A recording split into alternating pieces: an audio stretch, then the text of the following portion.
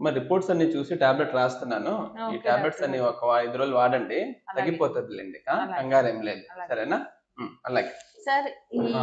ఈ ఫస్ట్ ఏమైంది? టాబ్లెట్ ఏమేసుకోవాలి సార్? దేనికి సార్? ఫస్ట్ దగ్గు, జ్వరం చెప్పారు కదమ్మా! అందుకే హ్మ్. యాంటీబయాటిక్ రాసాను. 5 రోజులకి వాడండి. సార్ యాంటీబయాటిక్ ఎందుకు సార్? పసుపేసుకొని పాలల్లో హ్మ్. ఏసుకుంటే అయిపోద్ది గదా సార్! ఆ! హ్మ్. సరే మరి ఇదొక్కటి వదిలేసేయండి. మిగతావి తీసుకోండి మరి చూద్దాం సార్ ఈ అంతే. మిగతాది రెండోది దేనికి సార్? రెండోది గ్యాస్ కోసం రాసానమ్మా. Gas sir tablet. గ్యాస్ కోసం మళ్ళీ టాబ్లెట్ ఎందుకు సార్? దాని హ్మ్. బదులు జీలకర్ర ఏసుకుంటే అయిపోతది. హుహు. అలాగే. సరే అమ్మా! ఈ 2 కూడా వదిలేయండి మరి. ఈ మూడోదొకటి తీసుకోండి చాలు. ఈ మూడోది దేనికి సార్? కొంచెం నీరసం అన్నారు కదమ్మా! కొంచెం కాల్షియం, విటమిన్స్ అవి రాసిచ్చాను తీసుకోండి. సార్ దాని బదులు కొంచెం పాలు తాగి హ్మ్. జీడిపప్పు, బాదం పప్పు హ్మ్. లాంటివి ఆకుకూరలు తింటే అయిపోద్ది గదా సార్! హ్మ్. అమ్మ మీరు కూర్చోండి ఒకసారి.